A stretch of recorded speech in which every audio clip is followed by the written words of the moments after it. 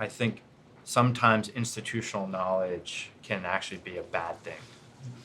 So we have a professional core of politicians right now, and just the institution itself. Let's look at like a debate like what's going on right now over the debt ceiling, raising the debt ceiling so we can continue to meet our obligations that we owe.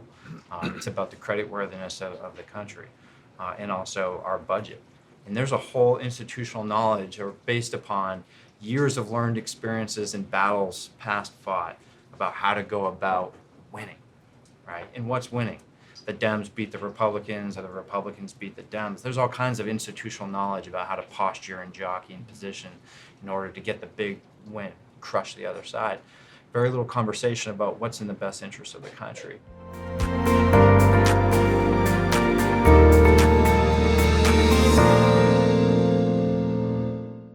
I think it's exciting to talk about something that Americans actually agree on these days or are united on. So thank you for that opportunity, and I'm certainly one of those folks.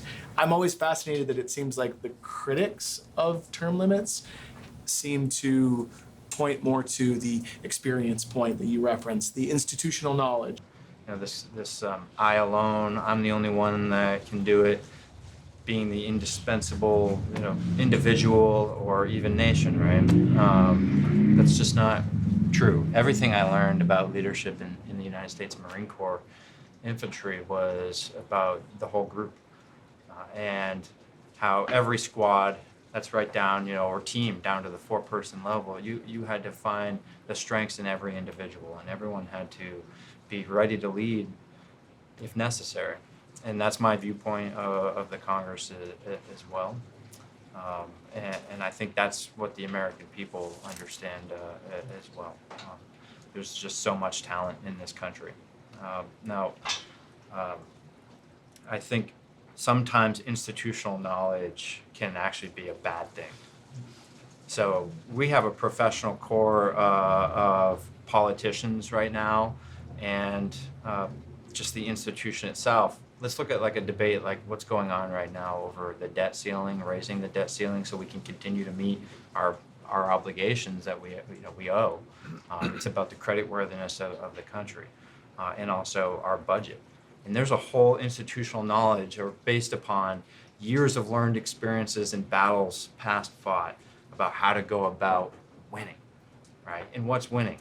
The Dems beat the Republicans, or the Republicans beat the Dems. There's all kinds of institutional knowledge about how to posture and jockey and position in order to get the big win, crush the other side.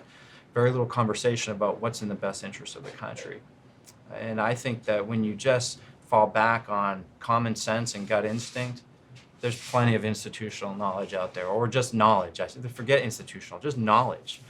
The American people are smart. They'll send representatives to Congress to do the right thing.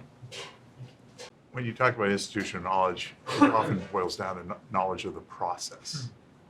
Well, the news is the process is there to make the legislator, the congressperson, me as a state senator, the most effective I can be. I'm not there to serve a process. I'm there to serve people. And if process is getting in the way of that, we need to change the process. And I've been working hard on doing that in mundane ways, in more profound ways, but it's like we just got to remind people that it's not, fundamentally, it's about serving the people that we're elected to serve. It's not about like preserving some process that is ultimately frustrating for a lot of people. Again, institutional knowledge, often an excuse for keeping things the same rather than changing them critically. It's fine if you're, serving for 10 or 20 years, you know what's coming. But for new legislators, you ought to build the training and the orientation and the into it so that they can be effective on day one of service. Yeah, this is important too when you think about the experience aspect of it. I like to think of politics as more of an art than a science, but increasingly it seems like it's treated as a science, right? There's a way of doing things. It's very rigid. Polling, and there's a process. The parties kind of control, the two different sides, and that's something that's very unique about American politics, right? Just two very powerful parties, almost no other option for voters out there. But at the end of the day, this human, it's an art, not a science. Like, we're all human. And we often forget about that human element of what's going on in Washington and largely in the national political debate.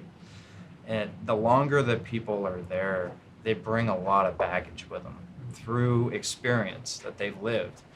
Everyone that goes there, I think, largely goes there to do good things. They fight passionately for what they believe in. You get scars along the way. People argue, sometimes they criticize, there's hard feelings, people win, they lose.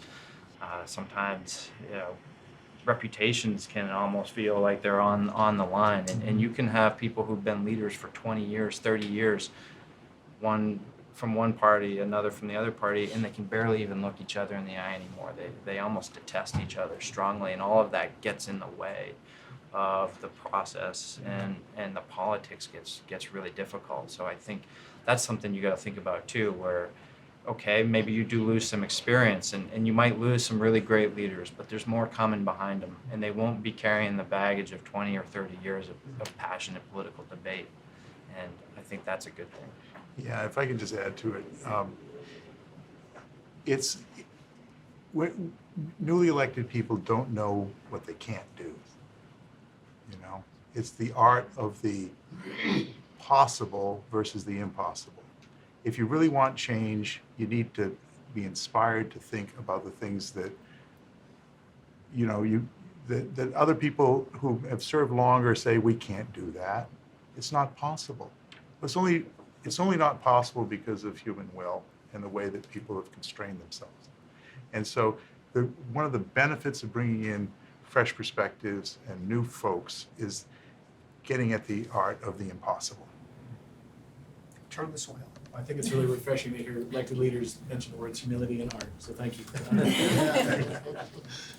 And I crunched the numbers on institutional knowledge. I did some, I wasn't very good at math, but on this one I wanted to do some research. So the average tenure of a state legislator is about 10 years. Same in Congress, about 10 years is the average. Now, 50% of members of Congress were first state legislators.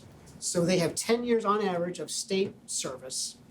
And when you combine 535 members of Congress in the House and Senate, we come up with 8,000 years of combined institutional knowledge sitting there right now. What is that getting us? Well, look, I mean, most of the bills that we deal with in either in the federal Congress or state legislature don't have to do with the functioning of the Congress or the legislature.